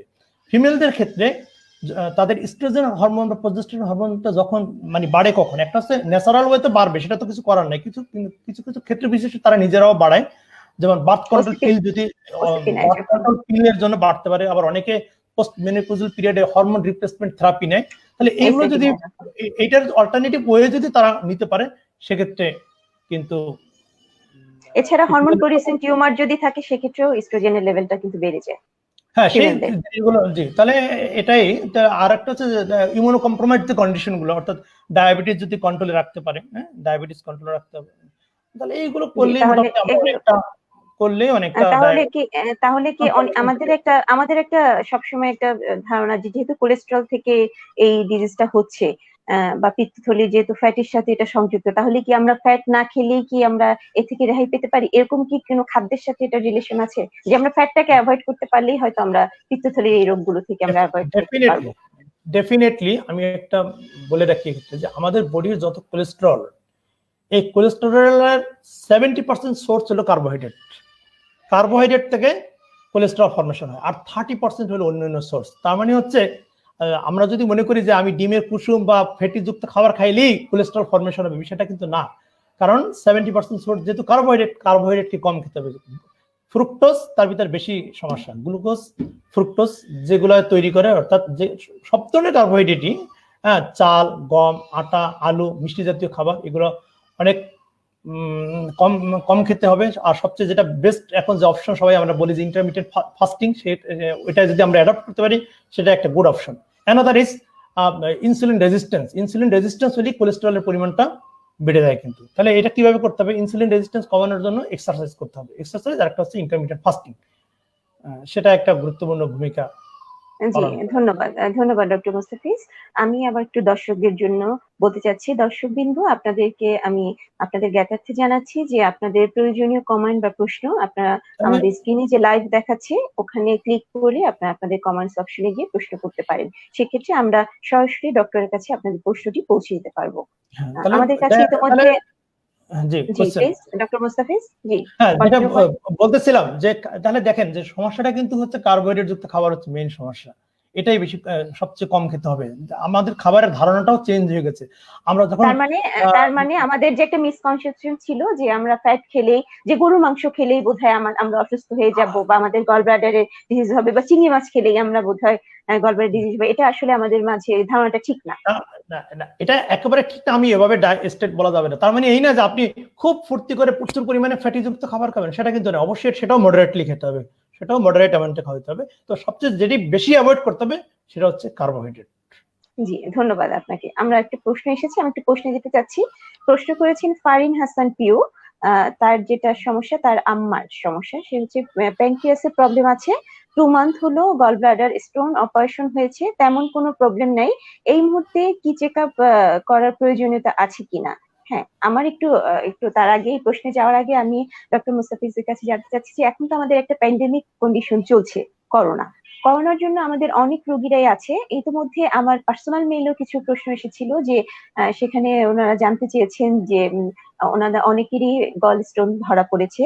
তাদেরকে তাদের ডক্টররা বলেছেন যে 2 মাস পরে আসেন, আপনার অপারেশন হবে। কিন্তু যেহেতু এই করোনা প্যান্ডেমিক শুরু হয়েছে, এই সময় তারা অপারেশন করতে পারছে না। তো এরকম যে রোগীরা আছে বা এখন যে পেশেন্ট গুলো অপারেশন দরকার বা একুট কোলিসিস্টেটিস নিয়ে যারা আছে, তাদেরকে আপনারা কিভাবে চিকিৎসা দিচ্ছেন এই পরিস্থিতি, করোনা পরিস্থিতিতে?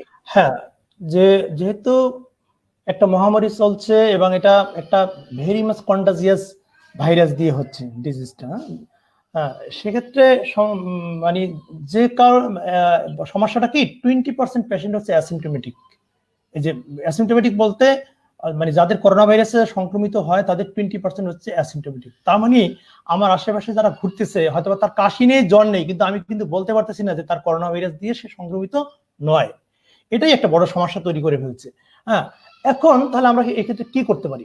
যদি একুট কন্ডিশন নিয়ে আসে, একুট কোলিসিস্টাইটিস বা পায়োসিল, মিউকোসিল, যে একুট কন্ডিশন গুলো আমি বললাম, সেটা তো ডেফিনেটলি আমরা সার্জারি করতে হবে। সার্জারি বা যে ট্রিটমেন্ট আছে সেটা অবশ্যই করতে হবে।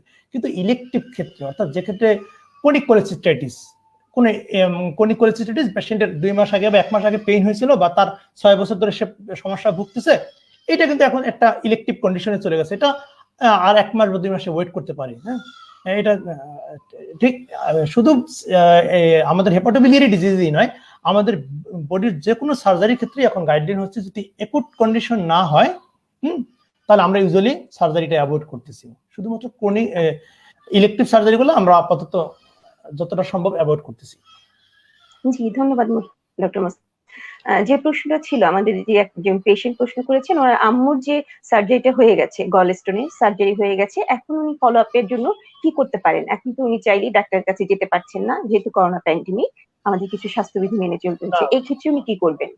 না, একটু প্রশ্নটা আবার শুনতে চাচ্ছি। তার মানে কি তার গলস্টোন প্যানক্রিয়াটাইটিস হয়েছিল, গলস্টোন সাথে প্যানক্রিয়াটাইটিস ডেভেলপ করছিল? ওনার ওনার ওনার যেটা প্রশ্ন সেটা হচ্ছে প্যানক্রিয়াসের সমস্যা আছে এবং গলস্টোন অপারেশন হয়ে গেছে। প্যানক্রিয়াসের কি সমস্যা? প্যানক্রিয়াটাইটিসের সমস্যা আছে। জি, ওনার প্যানক্রিয়াটাইটিস উইথ গলস্টোন ছিল, গলস্টোন অপারেশন হয়ে গেছে, এখন ওনার চেক আপের জন্য উনি কি করতে পারেন? হ্যাঁ, গুড। ইউজুয়ালি গলস্টোন যেটা করে প্যানক্রিয়াসের যে সমস্যা, সেটা হচ্ছে একুট প্যানক্রিয়াটাইটিস। হ্যাঁ, একুট প্যানক্রিয়াটাইটিস। তাহলে একুট প্যানক্রিয়াটাইটিস যেহেতু রিজলভ হয়ে গেছে, ডেফিনেটলি পেশেন্টের রিজলভ হওয়ার পরে অবশ্যই তখন গলস্টোনের অপারেশনটা করেছে। হ্যাঁ, তার মানে হচ্ছে পেশেন্ট কিন্তু ইউজুয়ালি এই ভালো হয়ে গেছে ধরেই নিতে পারি। হ্যাঁ, এক্ষেত্রে খুব বেশি ফলো আপ অবশ্যই 6 মাস পরে একটা যেহেতু একটা একুট প্যানক্রিয়াটাইটিস ছিল, 6 মাস পরে ডক্টরের কাছে গিয়ে কিছু ইনভেস্টিগেশন করাই নিবে। একটা অনেক সময় একুট প্যানক্রিয়াটাইটিসের কিছু কমপ্লিকেশনও ডেভেলপ করে, সেটা হয়তো বা যেহেতু 2 মাস হয়ে গেছে সম্ভবত বলছে, তাহলে 2 মাস হয়ে গেলে আর কমপ্লিকেশন গুলো হওয়ার এই মুহূর্তে সম্ভাবনা নেই। তারপরও আফটার 6 মান্থ তার যে ট্রিটেনিং ডক্টর, তার সাথে দেখা করে একবার চেক আপ করে নেওয়া উচিত। জি, ধন্যবাদ। তাহলে কি আমরা বলতে পারি যে কারো গল ব্লাডারে যদি অপারেশন হয়ে যায়, ফেলে দিই, তাহলে তার এই সমস্যাগুলো থেকে একেবারে সে নিস্তার পেয়েছে, তার আর কোনো উপসর্গ আসবে না বা এরপরে আর কোনো জটিলতা তৈরি হবে না তার? বিষয়টা এরকম না, অনেক একুট প্যানক্রিয়াটাইটিস ক্রনিক প্যানক্রিয়াটাইটিসে টার্ন করতে পারে, যদিও সংখ্যাটা খুবই কম। কিন্তু এখন একুট প্যানক্রিয়াটাইটিস হয়তো ডেভেলপ করছে গলস্টোনের কারণে, কিন্তু সেই একুট প্যানক্রিয়াটাইটিসটা আবার টার্ন করলো ক্রনিক প্যানক্রিয়াটাইটিসে। তার মানে কি, আমি তো গলস্টোন অপারেশন করে ফেললাম, তার মানে তো সেই পেশেন্ট তো ভবিষ্যতে ক্রনিক প্যানক্রিয়াটাইটিস ডেভেলপ করছেই বা করতে পারে। সুতরাং যে ভবিষ্যতে তার প্যানক্রিয়াস আর সমস্যা হবেই না, এটা কিন্তু বলা যাচ্ছে না। জি, ধন্যবাদ। আমাদের কাছে আবার একটি প্রশ্ন এসেছে। জি, প্রশ্ন একটি এসেছে দীপা রবি। উনি প্রশ্ন করেছেন, ওনার বয়স 36, ওনার প্যানক্রিয়াসে 6টি পাথর আছে, পাথরের সাইজ 8 মিলিমিটার, এখন কি স্যার আমার অপারেশন করা যাবে নাকি ইআরসিপি হবে নাকি ইএসডব্লিউ করা যাবে? স্যার আমাকে একজন স্যার বলেছে 10 মিলিমিটার হলে অপারেশন করব। এখন কি স্যার অপারেশন করব নাকি আরো পরে করব? পরে করলে কি আর কোনো সমস্যা হতে পারে? আমার ডায়াবেটিস আছে। ধন্যবাদ দীপা রবিন আপনার প্রশ্নের জন্য। যদিও আমাদের আজকের আলোচনার বিষয় ছিল পিত্তথলি এবং পিত্তনালী, কিন্তু যেহেতু আমাদের রুগী প্যানক্রিয়াস নিয়ে প্রশ্নটা করেছেন ডক্টর মুস্তাফিজ, আপনি কি আমাদের এই প্রশ্নটার উত্তর দিবেন? এখানে হ্যাঁ দেখেন যে প্যানক্রিয়াসে তার 6টা পাথর বা একটা পাথর কোনো সমস্যা না, যেহেতু তার প্যানক্রিয়াসে স্টোন ফর্মেশন হয়েছে, তার ডায়াবেটিস ডেভেলপ করছে, তার মানে এটা advance disease of chronic pancreatitis. হ্যাঁ, কোনো প্যানক্রিয়াসের ভিতর স্টোন হওয়া সাথে তার ডায়াবেটিস থাকা মানে আমরা এটাকে ধরে নিই অ্যাডভান্স ডিজিজ। আমরা ক্রনিক প্যানক্রিয়াটাইটিসকে কয়েকটা স্তরে ভাগ করি, তার অ্যাডভান্স স্টেজ এটা। তাহলে অ্যাডভান্স স্টেজে গেলেই যে পেশেন্টের সার্জারি মানে স্টোন থাকলেই যে তাকে তার সার্জারি লাগবে বিষয়টা এরকম না। আমরা অনেকগুলো বিষয়কে লক্ষ্য রেখে চিন্তা করে আমরা বেসিক্যালি ট্রিটমেন্টটা ঠিক করি। তার পেইন আছে কিনা, পেইনের অবস্থাটা কি, সেই পেইনটা যদি থেকে থাকে সেই পেইনটা তার মেডিসিন দিয়ে কন্ট্রোল হয় কিনা। যদি তার পেইন থাকে এবং মেডিসিন দিয়ে কন্ট্রোল হয় তাহলে তার কোনো প্রসিডিউর দরকার নেই। যদি পেইন কন্ট্রোল মেডিসিন দিয়ে না হয় সেক্ষেত্রে অবশ্যই সে একটা ইআরসিপি একটা অপশন আছে, কিন্তু ইআরসিপিটা প্যানক্রিয়াটিকের স্টোন ইআরসিপি দিয়ে বের করাটা ভেরি ভেরি ডিফিকাল্ট। হ্যাঁ, যেহেতু স্টোন যেখানে থাকে তার প্রক্সিমালি আবার অনেকটা ন্যারো হয়ে থাকে, যে ক্ষেত্রে ওটা বের করা অনেক ডিফিকাল্ট, সেক্ষেত্রে সার্জারিটা লাগতে পারে। এখন তার পেইনের অবস্থাটা কি, তার আরো অন্যান্য সমস্যা আছে কিনা, সেগুলো কন্ট্রোলেবল কিনা মেডিসিন দিয়ে। যদি কন্ট্রোলেবল হয় তাহলে আপাতত আরেকটু ওয়েট করতে হবে, নির্দিষ্ট আফটার এভরি 6 মান্থস। ওনাকে ডক্টর বলেছে 10 মিলিমিটার হওয়া পর্যন্ত অপেক্ষা করার জন্য। এখানে কি এরকম কোনো ব্যাপার আছে? না, এরকম একটা ব্যাপার অবশ্যই ডেফিনেটলি আছে। যেহেতু আমরা যে অপারেশন গুলো করি ইউজুয়ালি 10 মিলিমিটার অর্থাৎ 1 সেন্টিমিটার হলেই অপারেশনটা আমাদের জন্য ইজি হয়। ইউজুয়ালি আমরা 8 মিলিমিটার টু 10 মিলিমিটার পর্যন্ত বলি যে এটা আমাদের জন্য কমফোর্ট জোন আর কি অপারেশন করার জন্য। জি, ধন্যবাদ আপনাকে। আমাদের কাছে আরেকটি প্রশ্ন এসেছে। উনি হচ্ছেন তানিয়া ইসলাম তানিয়া, ওনার বয়স 32। লাস্ট নভেম্বরে গলব্লাডার স্টোন ধরা পড়ে। লাস্ট মান্থে ওটি করতে চেয়েছিলাম, বাট কারেন্ট সিচুয়েশনের জন্য ওটি করতে পারছি না। কি করব এখন? আমার থাইরয়েড আর ডায়াবেটিস আছে। জি জি ডক্টর মুস্তাফিজ, তার থাইরয়েড আছে, তার মানে ডায়াবেটিস আছে, মেটাবলিক ডিসফাংশনের পেশেন্ট। হ্যাঁ, মেটাবলিক ডিসফাংশনের পেশেন্টেরই গল স্টোনের ঝুঁকিটা বেশি। আর যদি তার উপসর্গ না থাকে এই পেশেন্টের, আমি যেটা আগেই বলছিলাম যে উপসর্গবিহীন কিছু পেশেন্টের পিত্তথলির পাথর থাকলে অপারেশন করতে হয়। তার ভিতরে যে ইন্ডিকেশন যেটা আছে দেখেন, সে ডায়াবেটিক পেশেন্ট, ইমিউনোসাপ্রেসড পেশেন্ট, এর যদি উপসর্গ নাও থাকতো অবস্থায় যদি পিত্তথলির পাথর ধরা পড়তো সেক্ষেত্রে কিন্তু সার্জারি করাটা দরকার ছিল, তাহলে অবশ্যই তার সার্জারি করতে হবে। হ্যাঁ, এখন যদি পেইন নেই, এখন যেহেতু একটা প্যান্ডেমিক অবস্থা চলতেছে, একটু ওয়েট করে তাকে সার্জারিটা সে করে নিতে হবে। জি ধন্যবাদ ডক্টর মুস্তাফিজ। আমার আরেকটা প্রশ্ন ছিল যে কারো যদি পিত্তথলির পাথর না থাকে কিন্তু পিত্তথলিতে ইনফেকশন থাকে, সেক্ষেত্রে কি তাকে সার্জারি করতে হবে? পিত্তথলিতে পাথর নেই কিন্তু পিত্তথলিতে ইনফেকশন হয়েছে। আচ্ছা, পিত্তথলির পাথর নেই অর্থাৎ ইনফেকশন হয়েছে, এটা আমরা কিভাবে বুঝি? বা আমরা এটাকে বলি অ্যাকালকুলাস কোলিসিস্টাইটিস, অর্থাৎ পাথরবিহীন প্রদাহ, পাথরবিহীন পিত্তথলির প্রদাহ। এটার চিকিৎসা কি? এটা অনেকগুলো ফ্যাক্টরের উপর ডিপেন্ড করে। আসলে যে কোনো চিকিৎসায় আমরা অনেকগুলো বিষয়কে কেন্দ্র করে অনেকগুলো বিষয় মাথায় রেখে চিকিৎসা দিই। ঠিক এটাও এরকম যে ওই পেশেন্ট যখন আমার কাছে আসলো তখন তার এই পেশেন্টের এজ কত, সার্জারিটা সে অ্যাফোর্ড করতে পারবে কিনা, তার অন্য কোনো কোমরবিডিটি মানে আনুষঙ্গিক অন্য কোনো ডিজিজ ওই পেশেন্টের ওই সময় আছে কিনা। যদি অ্যাকালকুলাস কোলিসিস্টাইটিস হয়, আর যদি পেশেন্ট ইয়ঙ্গার হয়, সার্জারি অ্যাফোর্ড করতে পারে, তাহলে অবশ্যই সার্জারি করাটা বেস্ট। বাট যদি অ্যাকুট কোলিসিস্টাইটিস নিয়ে আসছে, হ্যাঁ, অ্যাকুট কোলিসিস্টাইটিস নিয়ে আসছে, patient elderly patient, multiple comorbidity আছে, সার্জারি করা পসিবল হচ্ছে না, সেক্ষেত্রে আমরা মিনিমাল প্রসিডিউর আছে, কোলিসিস্টোস্টমি করি। কোলিসিস্টোস্টমি অর্থাৎ এটা আল্ট্রাসাউন্ড গাইডলাইনে একটা টিউব পিত্তথলির ভিতরে ঢুকিয়ে দিয়ে আসি, পিত্তটা ওখান থেকে বের হয়ে রোগীটা অনেক ভালো হয়ে যায়। ভালো হয়ে গেলে পরে রোগীকে আমরা ডিসচার্জ দিয়ে দিই। এরপরে যদি এখানে তখন আমরা কয়েকটা জিনিস খেয়াল করি, রোগী যদি একেবারে এলডারলি পেশেন্ট সার্জারি অ্যাফোর্ড করতে পারেনি, তখন এই প্রসিডিউর করার পর রোগী একেবারে যদি ভালো হয়ে যায় তাহলে সেকেন্ড টাইম আমরা আর কোনো প্রসিডিউরে ইউজুয়ালি যাই না। বাট কিছু কিছু পেশেন্টের এমন হয় যে সে সার্জারি অ্যাফোর্ড করতে পারে বা ভালো, বাট অ্যাকালকুলাস কোলিসিস্টেটিস সেক্ষেত্রে তার পরবর্তীতে সার্জারি করে নেওয়াটাই ভালো। জি, ধন্যবাদ ডক্টর মুস্তাফিজ। আমি দর্শকদের উদ্দেশ্যে একটু বলতে যাচ্ছি, দর্শক মন্ডলী, আমাদের আজকের আলোচনার বিষয় হচ্ছে পিত্তথলির পাথর এবং পিত্তনালীর রোগ সম্পর্কে।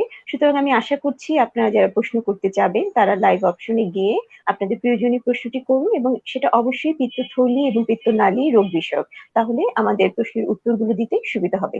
জি ডক্টর মুস্তাফিজ, আমরা আবার আলোচনায় ফিরে আসি। আপনি কি আমাকে শুনতে পাচ্ছেন? জি জি, শুনতে পাচ্ছি। জি। তাহলে যেটা জানতে চাচ্ছিলাম যে আমাদের তাহলে এই পিত্তথলির যে রোগগুলো যে হচ্ছে এগুলোর প্রগনোসিস কতখানি? যে ডিজিজ গুলো হচ্ছে বা আমরা ট্রিটমেন্ট করতে পারছি সেগুলোর সাকসেস কতখানি এবং প্রগনোসিসটা কি হতে পারে? আপনি পিত্তথলির কোন রোগ? এতক্ষণ তো আপনি পিত্তথলির পিত্তথলির পাথর, পাথর নিয়ে পিত্তথলির পাথর, বলতেছেন। পাথর, পিত্তথলির পিত্তথলির পাথরের পাথর। যদি পিত্তথলির পাথর শুধুমাত্র যদি পিত্তথলির ভিতরেই সীমাবদ্ধ থাকে, আপনি চিকিৎসা দিলে তো অবশ্যই ভালো হয়ে গেল পেশেন্ট। হ্যাঁ, পোস্ট অপারেটিভ কিছু জটিলতা হয়, বাট সেটা খুবই কম সংখ্যক পেশেন্টের হয়। যেমন 10% পেশেন্টের পোস্ট কোলিসিস্টেক্টমি ডায়রিয়া ডেভেলপ করতে পারে। ইউজুয়ালি মেল পেশেন্টের ক্ষেত্রে হয়, ইয়ং মেল পেশেন্টের ক্ষেত্রে তার সংখ্যাটা খুবই কম। এবং এই যে ডায়রিয়াটা কেন হয়, যেহেতু আগে কি ছিল, গলব্লাডার থাকাকালীন পিত্ত ওখানে এসে জমা হতো, সেটা একটা নির্দিষ্ট সময় পর পরে খাদ্যনালীতে আসতো। এখন হচ্ছে কি কন্টিনিউয়াসলি পিত্ত ঝরতেছে খাদ্যনালীর ভিতরে, সে কারণে কি হয়, যেহেতু এটা একটা লুব্রিক্যান্ট এজেন্ট, এটা খুব দ্রুত ট্রানজিট টাইমটা, মানে কোলনের ভিতর থেকে ট্রানজিট টাইমটা কমিয়ে দেওয়ার কারণে খুব দ্রুত খাবার পাস করে মলদ্বারে চলে যায়, যেতে কারণে তার ডায়রিয়া ডেভেলপ করতে পারে। সেক্ষেত্রে কি করতে হয়, আমরা বাইল সল্ট বাইন্ডিং কিছু এজেন্ট আছে, কোলিস্টেরামিন, হ্যাঁ, এটা দিয়ে থাকি এবং অ্যান্টি ডায়রিয়াল বা কিছু এজেন্ট দেয়, এবং সাধারণত পেশেন্ট 4 সপ্তাহ 8 সপ্তাহ ভিতরে ভালো হয়ে যায়। জি, ধন্যবাদ আপনাকে। আমাদের আজকে বিষয়ে অনেক কিছু আলোচনা করা হলো দর্শক মন্ডলী, এবং আপনারা আশা করি পিত্তথলির পাথর এবং পিত্তনালীর অনেক রোগ সম্পর্কে জানতে পেরেছেন। আমার আরেকটু জানার ছিল ডক্টর মুস্তাফিজের কাছ থেকে, পিত্তথলির পাথর যদি কেউ অপারেশন না করে সেক্ষেত্রে কি অনেকদিন থাকলে তার ক্যান্সার হওয়ার কোনো সম্ভাবনা আছে? হ্যাঁ, ডেফিনেটলি আছে, বাট সেটা অনেকগুলো গবেষণায় দেখিয়েছেন যে পিত্তথলির কাদের ক্যান্সারের ঝুঁকি হবে, মানে ঝুঁকিপূর্ণ কারা, অর্থাৎ পাথরের সাইজ ইউজুয়ালি দেখা যায় যে যদি 3 সেন্টিমিটার বড় থাকে, আর একটা পাথরের সাইজ 3 সেন্টিমিটার হতে অ্যাটলিস্ট 10 ইয়ার্সের মতো সময় লাগে। কারণটা কি, যখন পিত্তথলির পাথর অনেকদিন ধরে, দীর্ঘদিন ধরে পিত্তথলির ভিতরে থাকে, সে কি করে, কোনিক ইরিটেশন করে পিত্ত, মানে তার যে ওয়ালের সাথে করে ওখানকার একটা লোকাল চেঞ্জ করে, ওখানকার জেনেটিক মিউটেশন করে ক্যান্সার ফর্মেশন হতে পারে। বাট সেই সম্ভাবনা পিত্তথলির সাধারণ পিপলের থেকে 3 times more potent to develop the gallbladder carcinoma in stone in the gallbladder. এখন বিষয়টা হচ্ছে আমরা দেখতেছি গবেষণায় দেখা যাচ্ছে যাদের পিত্তথলির ক্যান্সার হয় তাদের আবার 70 to 80% পেশেন্টেরই ক্যান্সারের সাথে স্টোনও থাকে, ক্যান্সারের সাথে স্টোনও থাকে। এখন এটা ক্লিয়ার না যে স্টোন দিয়ে যে তার ক্যান্সারটা হয়েছে কিনা, এটা বিষয়টা কিন্তু ক্লিয়ার না, তবে অনেকটা ধারণা করা হয় যে এই স্টোন দিয়ে ক্যান্সার হলেও হতে পারে। সেই এজন্য আমরা এটাকে একটা রিস্ক ফ্যাক্টর হিসেবে বলি, এবং অপারেশন এই জন্যই বলি যে যখনই উপসর্গ থাকবে, যখন 3 সেন্টিমিটার মানে কি, অবশ্যই এই পেশেন্টের উপসর্গ তার আগে অবশ্যই থাকবে, এজন্য আমরা বলি যখনই পেশেন্টের উপসর্গ থাকবে তার চিকিৎসা করে নেওয়াটা ভালো। যখনই একজন পেশেন্ট ক্যান্সার নিয়ে আপনাদের কাছে আসে তখন কি কি উপসর্গ থাকলে আপনারা বুঝতে পারেন যে তার এরকম পিত্তথলিতে ক্যান্সার আছে? পিত্তথলির ক্যান্সারটা মানে আমাদের বডির যতগুলো ক্যান্সার আছে সব জায়গারই তো ক্যান্সার হয়, প্রত্যেকটা অর্গানেরই ক্যান্সার হতে পারে। পিত্তথলির ক্যান্সারটা খুবই রিস্কি এবং খুব এটাকে অনেকটা ইনকিউরেবল ডিজিজ ধরা হয়। কারণটা হচ্ছে most of the patient with pancreatic gallbladder cancer খুব অ্যাডভান্স স্টেজে আমাদের কাছে আসে। কারণ হচ্ছে আর্লি স্টেজে এর কোনো খুব সাইন সিমটম থাকে না, কোনো উপসর্গ থাকে না, যে কারণে পেশেন্ট ফিলও করে না, চিকিৎসকের কাছেও যায় না। আর যদি সমস্যাও থাকে সেটা হচ্ছে নন স্পেসিফিক, একটু পেটে ব্যথা থাকে, মনে করে পেশেন্ট গ্যাস্ট্রিকের সমস্যা, তখন হয়তো সে একটু অ্যানালজেসিক্স এবং সাথে একটু প্রোটন পাম্প ইনহিবিটর গ্যাস্ট্রিক ওষুধ খাইলে রোগীটা ভালো থাকে, এই জন্য সে আসে না। কিন্তু যখন আসে আমাদের কাছে, যখন উপসর্গ যখন হয়, ইউজুয়ালি আপার অ্যাবডোমিনাল পেইন থাকে, পেইন এবং ওয়েট লস থাকে, এবং অনেক পেশেন্ট জন্ডিস নিয়ে আসতে পারে। কিন্তু এই যে অবস্থাগুলো, অর্থাৎ পেইন, ওয়েট লস, জন্ডিস, এবং আমরা অনেক সময় হাত দিয়ে দেখা যাচ্ছে আমাদের হাতে অনেক সময় ফিল করি যে একটা টিউমার হাতে লাগতেছে, এগুলো কিন্তু অ্যাডভান্স স্টেজ। এই অবস্থাগুলো আসলে খুব এই অবস্থা আসলে কি পেশেন্টের অপারেশন করতে হয়? হ্যাঁ, অপারেশন এই করতে হয় অবস্থায় পেশেন্টের? আমরা তো যখন শুধু গল ব্লাডার ক্যান্সারের ক্ষেত্রেই নয়, বডির যে কোনো ক্যান্সারের পেশেন্টই আমাদের কাছে যখন আসে, আমরা তখন তার ক্যান্সারের একটা স্টেজিং করি। কারণ কি, ক্যান্সার কি হয়, পিত্তথলির ক্যান্সারের একই রকম। ক্যান্সারের নিয়মটাই হচ্ছে সে বডির বিভিন্ন জায়গায় ছড়িয়ে পড়বে। হ্যাঁ, লিম্ফ নোডে যাবে, লিভারে যাবে। এখন পিত্তথলির যেটা ছড়িয়ে পড়াটা এটা সহজ অন্যান্য অর্গানের থেকে। বডির যে কোনো জায়গায় ক্যান্সার, বিশেষ করে পেটের ভিতরের যে কোনো অর্গানের ক্যান্সারই সবার আগে যায় হচ্ছে লিভারে। আর গল ব্লাডারের সুবিধাটা হচ্ছে সে তো লিভারের সাথে লেগেই আছে, তাহলে তার তো গল ব্লাডার মানে লিভারে যাওয়াটা আরো ইজি। তাহলে গল ব্লাডার ক্যান্সার খুব আর্লি লিভারে চলে যায়, যে কারণে খুব আর্লিতেই সে ইনকিউরেবল বা নন কিউরেবল স্টেজে চলে যায়। তাহলে যখন কোনো পেশেন্ট আমাদের কাছে আসে, তখন আমরা তখন স্টেজিং করি, তারপর ইনভেস্টিগেশন করি, basically contrast CT scan of abdomen করি, করে স্টেজিং করে দেখি যে পেশেন্টটাকে সার্জিক্যালি রিসেক্টেবল কিনা, অর্থাৎ সার্জারি করা সম্ভব কি সম্ভব না, আর সার্জারি করলে পেশেন্টের বেনিফিট হবে কি হবে না। এখন আমরা যখন ক্যান্সারের পেশেন্ট সার্জারি করি, তখন দুইটা জিনিসকে মাথায় রেখে করি, একটা হচ্ছে কিউরেটিভ আর একটা হচ্ছে পেলিয়েটিভ। পেলিয়েটিভ কি, হয়তোবা কিউরেটিভ সম্ভব নয়, হ্যাঁ, পেশেন্টের এমন একটা অবস্থা যে এখন যদি সার্জারি করি, পেশেন্টের হয়তোবা তার আয়ু বাড়াবে না, বাট আয়ু বাড়াবে না, কিন্তু তার অনেক সময় অনেক ধরনের সিমটম বা উপসর্গ নিয়ে আসে, যেমন জন্ডিস নিয়ে আসতে পারে, প্রচন্ড পেটে ব্যথা নিয়ে আসতে পারে, হ্যাঁ, অথবা টিউমারটা এমন একটা অবস্থা জায়গায় আছে খাদ্যনালীকে চাপ দিয়ে ধরে খাদ্যনালীটা বন্ধ করে রাখতে পারে। সেক্ষেত্রে আমরা কি করি, সেক্ষেত্রে আমরা অনেক সময় অপারেশনের সিদ্ধান্ত নেই। কেন নেই, এই যে সিমটম গুলো হয়, যে খাদ্যনালীকে চাপ দিয়ে বন্ধ করে রাখা, পিত্তনালীকে চাপ দিয়ে পিত্তনালীর জন্ডিস তৈরি করা, তখন আমরা, বা প্রচন্ড পেটে ব্যথা, তাহলে আমরা তখন কিউরেটিভ মানে পেলিয়েটিভ সার্জারি করি, অর্থাৎ সিমটম বা উপসর্গ দূরীকরণের জন্য যে সার্জারি, সেটাই হলো পেলিয়েটিভ সার্জারি। তখন আমরা অনেক সময় পেলিয়েটিভ সার্জারি করতে হয়। আর কিউরেটিভ সার্জারি অবশ্যই সম্ভব, যদি আর্লি স্টেজে আসে, ভেরি আর্লি স্টেজে, তখন কিউরেটিভ সার্জারি করা সম্ভব। জি জি, ধন্যবাদ ডক্টর মোস্তাফিজ। আমি আবার একটু পিত্তথলির পাথরে চলে যেতে চাচ্ছি। পিত্তথলির পাথর অপারেশন করার পরও আমাদের কিছু রোগী আসে যারা বলেন অপারেশন হয়ে গেছে কিন্তু তার ব্যথাটা রয়ে গেছে, এখনো ব্যথা হচ্ছে, বা কিছু খেলেই তার ব্যথা হয়। এই ব্যাপারে আমরা কি করতে পারি, বা এই ব্যাপারে আপনার উপদেশ কি? হ্যাঁ, এক্ষেত্রে ব্যাপারটা হলো যে আমাদেরকে ফুল ইভ্যালুয়েশন করতে হবে যে কেন পেইন হচ্ছে। আসলে ব্যাপারটা এরকম কিনা যে তার পিত্তথলির যে অপারেশন করার আগেই অন্য এই যে ব্যথাটা, এই ব্যথাটা ছিল অন্য কোনো সমস্যার কারণে কিনা। তাহলে তো পিত্তথলি কাটলেও এই ব্যথাটা কমবে না, এটা একটা ফ্যাক্টর। আরেকটা হতে পারে যে পিত্তথলির আসলে আগের ব্যথাটা পিত্তথলির পাথরের সমস্যার জন্যই ছিল, এখন কাটার পরেও ব্যথা অনেক পেশেন্টের থাকতে পারে। সেটা অনেকটা নিউরোজেনিক কারণেও হতে পারে, অনেকটা সারাউন্ডিং স্ট্রাকচারে, যেহেতু অপারেশন একটা ট্রমার কারণে ওইখানে অনেক পেশেন্টের যে ট্রমা হয় সারাউন্ডিং স্ট্রাকচারে, ওখানে অনেকগুলো নার্ভ থাকে, নার্ভ বান্ডেল থাকে, অনেক পেশেন্টের হাইপার সেন্সিটিভিটি রিয়াকশন হয়ে ওখানে নিউরোজেনিক পেইন ডেভেলপ করতে পারে। এ বাদেও কিছু কিছু পেশেন্টের সাইকোজেনিক পেইন ডেভেলপ করতে পারে, যে অপারেশন হয়েছে না, তার কাছে মনে হচ্ছে যে না ব্যথাটা রয়ে গেছে, এটা আমরা বলি সাইকোসোমাটিক ডিসঅর্ডার, সেক্ষেত্রেও হতে পারে। আবার কিছু কিছু পেশেন্টের পিত্তথলির পাথরের একটা জটিলতা হচ্ছে যে প্রায় 100 জনের ভিতরে একজন পেশেন্টের পিত্তনালীতে, 100 জনও না, প্রায় 0.5%, অর্থাৎ 200 পেশেন্টের অপারেশন করতে গিয়ে পিত্তনালীতে ট্রমা হতে পারে। সেই ট্রমাটা যদি খুব মাইল্ড ট্রমা হয়, খুব ট্রমাটা বেশি হলে তো অবশ্যই তখন অন্য জটিলতা নিয়ে এসে আমাদের কাছে আসবে, হয়তো বা পেট ফুলে উঠবে বা জন্ডিস নিয়ে আসবে। কিন্তু যদি খুব মাইল্ড ট্রমা হয়, সেক্ষেত্রে খুব বেশি জটিলতা দেখা দিবে না, বাট তার পেটে ব্যথা নিয়ে আসতে পারে। সেক্ষেত্রে আমাদেরকে ফুল ইভ্যালুয়েশন করতে হয় তার সমস্যাটা, পেইনের ধরনটা এবং কিছু ইনভেস্টিগেশন করতে হয়, বিশেষ করে লিভার ফাংশন টেস্ট বা আল্ট্রাসাউন্ড করে দেখতে হয় যে আসলে এই সমস্যাটা তার কোথায়। জি জি, আমার পরবর্তী প্রশ্ন যে গল ব্লাডার অপারেশন হয়ে যাওয়ার পরবর্তীতে রোগী কি ধরনের ফলো আপে আসতে হবে এবং কতদিন ফলো আপে আসতে হবে, বা স্পেশাল কোনো ফলো আপ আছে কিনা অপারেশন হয়ে যাওয়া রোগীর? পিত্তথলির পাথরের যেহেতু এটা একটা বিনাইন ডিজিজ, স্টোনের অপারেশন হয়ে যাওয়ার পরে বেসিক্যালি আর আসার দরকার নেই। যদি কোনো সমস্যা না হয়, যদি সমস্যা হয়, সেটা কি অনেক পেশেন্টের একটু ডায়রিয়ার সমস্যা হতে পারে।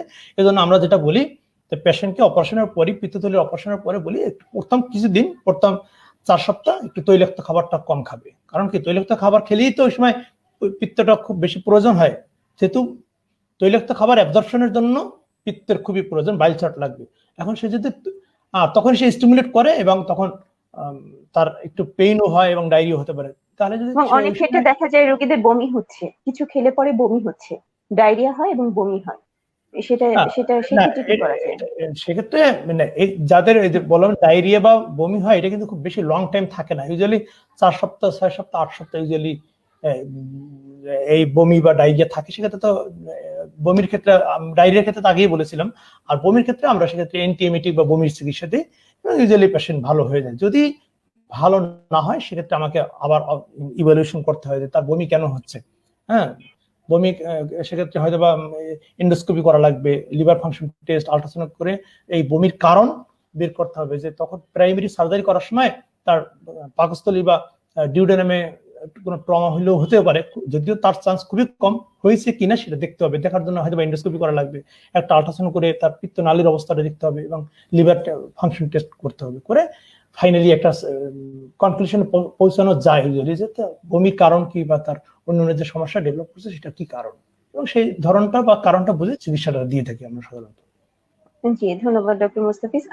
আমরা অনুষ্ঠানে একেবারে শেষ প্রান্তে চলে এসেছি। আপনার কাছে আমার শেষ প্রশ্ন হচ্ছে, বর্তমানে যে প্যান্ডেমিক কন্ডিশন, এই অবস্থায় কি আপনারা এই পিত্তথলির অপারেশন গুলো করছেন, যেগুলো আপনার ভাষ্য মতে যে একেবারে খুবই এমার্জেন্সি, রোগীকে বাঁচানোর জন্য খুবই জরুরি, সেই অপারেশন গুলো কি হচ্ছে? আপনারা কি করছেন সেই অপারেশন গুলো? ডেফিনেটলি আমরা করতেছি। সেটা হচ্ছে একুট ইমার্জেন্সি সিচুয়েশন যদি থাকে, যদি একুট কোলেসিস্টাইটিস বা একুট কোলাঞ্জাইটিস নিয়ে আসে, সেই একুট কোলাঞ্জাইটিসের ট্রিটমেন্ট দিয়ে থাকি আমরা, এবং একুট কোলেসিস্টাইটিস নিয়ে আসলে আমরা যেটা করার দরকার সেটা করি। ধন্যবাদ ডক্টর মুস্তাফিজ। জি, ধন্যবাদ আপনাকে। জি, আপনার কাছে শেষ আবেদন হচ্ছে, এই প্যান্ডেমিক অবস্থায় দর্শকদেরকে আপনি কি বলতে চাচ্ছেন? দর্শকদের জন্য দর্শকদের জন্য আমার যেটা বলার যে আমি আমার সঙ্গে আমার ভিডিওতে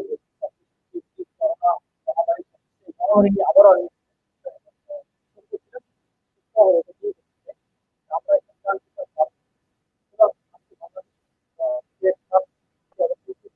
এটা কিন্তু আমাদের কারণেই হয়েছে। কারণ বাংলাদেশ সরকারের মাননীয় প্রধানমন্ত্রী জননেত্রী শেখ হাসিনা, তিনি তার ঐকান্তিক প্রচেষ্টায়, তার দিক নির্দেশনায় বাংলাদেশের সকল চিকিৎসক, সিস্টার, হেলথ ওয়ার্কার্স, তারপরে প্রশাসনে নিয়োজিত বিভিন্ন কর্মকর্তা কর্মচারী দিন রাত কাজ করে যাচ্ছেন এই ভাইরাসের এগেইনস্টে, কিভাবে মানুষকে ভালো রাখা যাবে। কিন্তু আমরা যতই চেষ্টা করি, ভালো কিন্তু রাখা যাবে না যতক্ষণ পর্যন্ত মানুষ নিজে থেকে সচেতন না হবে। আজকে লকডাউন কেন করলো? বাংলাদেশ সরকার করেছে কিন্তু আমাদেরকে ঘরে রাখার জন্য। লকডাউন মানে কি? সকল অফিস আদালত, স্কুল কলেজ মাদ্রাসা ইউনিভার্সিটি সব বন্ধ করে দিয়েছে। কেন? আমাদেরকে ঘরে থাকার জন্য। কিন্তু আমরা তো সেটা মানছি না। আমরা বিনা প্রয়োজনে বাইরে চলে যাচ্ছি, দরকার নেই। সবাই একটা কোলাহলে যাচ্ছি, মার্কেট করতেছি। আমরা তো সারা বছরই ঈদ করেছি, মার্কেট করছি। এবছরটা ঈদ একটু কম আনন্দের সাথে করলাম, মার্কেটটা না করলে কি আর অসুবিধা? আরেকটা জিনিস, যে সরকারের পক্ষ থেকে যে নির্দেশনা দেওয়া হয়েছে যাতে আমরা যে যেখানে আছি সেখানে অবস্থান করি, গ্রামে যারা গ্রামে আছি, শহরে যারা আছি শহরেই থাকবো। কিন্তু আমরা কি দেখতেছি? আমরা কি সেটা মানতেছি? আমরা যে যেভাবে পারতেছি আমরা গ্রামের দিকে যাচ্ছি। আমরা যদি সত্যিকার অর্থে দেশকে ভালোবাসি, গ্রামকে ভালোবাসি, এই মুহূর্তে আমাদের এই শহর ত্যাগ করা উচিত না। কারণ আমি গ্রামে যাচ্ছি মানে এটা কি? আমি হয়তোবা তাকে করোনা দিয়ে আসবো, অথবা তার কাছ থেকে করোনা আমি নিয়ে আসবো। তার মানে এটা কিন্তু গ্রামের প্রতি ভালোবাসা নয়, বরং এটা উল্টা অন্য কিছু বোঝা যাচ্ছে। সুতরাং আমার শেষ রিকোয়েস্ট সবার প্রতি, পিছনে যা হয়েছে, যত অসতর্কতা ছিলাম সেটা সেখানেই শেষ। আজ থেকে আমরা বেশি সচেতনতা প্রদর্শন করব, আরো বেশি সতর্ক হব, এবং অন্যদেরকেও আমরা সতর্ক করব, এবং বাংলাদেশ সরকারের প্রতি মুহূর্তে দেওয়া যে দিক নির্দেশনা সে প্রতিটি মেনে চলবো, এবং প্রতি ক্ষেত্রে আমরা স্বাস্থ্যবিধি মেনে চলবো। যেটা বাইরে যদি যেতেই হয় আমরা অবশ্যই মাস্ক পরবো, যদি পারা যায় তাহলে শু কভার, হেড কভার এবং গ্লাভস ইউজ করব, এবং বাইরে থেকে এসেই আমরা হাত সাবান পানি দিয়ে হাত ওয়াশ করব, এবং বারবার হাত ওয়াশ করব। এই নিয়মগুলো মেনে ধন্যবাদ ডক্টর মুস্তাফিজ। আপনাকে অশেষ ধন্যবাদ জানাচ্ছি আবারও আমাদের এই অনুষ্ঠানে আমাদের সাথে সংযুক্ত হওয়ার জন্য, এবং আপনার মাধ্যমে আমাদের দর্শকবৃন্দ অনেক উপকৃত হয়েছে আশা করি। আপনাকে ধন্যবাদ। আবারও ইনশাআল্লাহ আমরা অন্য কোনো অনুষ্ঠানে আপনার অন্য কোনো বিষয় নিয়ে আপনাকে আমরা আমাদের মাঝে পাবো, সেই প্রত্যাশা রইল। ধন্যবাদ আপনাকে। দর্শক মন্ডলী, আমরা আমাদের অনুষ্ঠানের একেবারেই শেষ প্রান্তে চলে এসেছি। আশা করি আপনারা এই অনুষ্ঠানের মাধ্যমে অনেক উপকৃত হয়েছেন এবং আপনাদের প্রশ্নের যথাযথ উত্তর পেয়েছেন। আপনাদের সাথে আবারও অন্য কোনো সময় অন্য কোনো অনুষ্ঠান নিয়ে দেখা হবে। আমাদের পরবর্তী অনুষ্ঠান আগামীকাল সন্ধ্যা 7:30 সেখানে থাকবেন আমাদের শিশু বিশেষজ্ঞ। আপনারা আপনাদের প্রয়োজনীয় প্রশ্নগুলো এখনই তৈরি করে রাখুন। আশা করি কালকেও আপনারা আপনাদের প্রশ্নের সঠিক সমাধান পাবেন। ধন্যবাদ আপনাদের সবাইকে। আপনাদের সাথে এই পুরো অনুষ্ঠানে আপনাদের সব প্রশ্ন এবং উত্তর নিয়ে আপনাদের সাথে এবং ডক্টরের সাথে ছিলাম আমি, ডক্টর সানিয়া। ধন্যবাদ আপনাদের সবাইকে আমাদের সাথে থাকার জন্য। আবারও দেখা হবে। সে পর্যন্ত আপনারা সবাই সুস্থ থাকুন, ভালো থাকুন এবং সরকারের দেয়া স্বাস্থ্যবিধিগুলো সঠিকভাবে মেনে চলুন। আল্লাহ হাফেজ।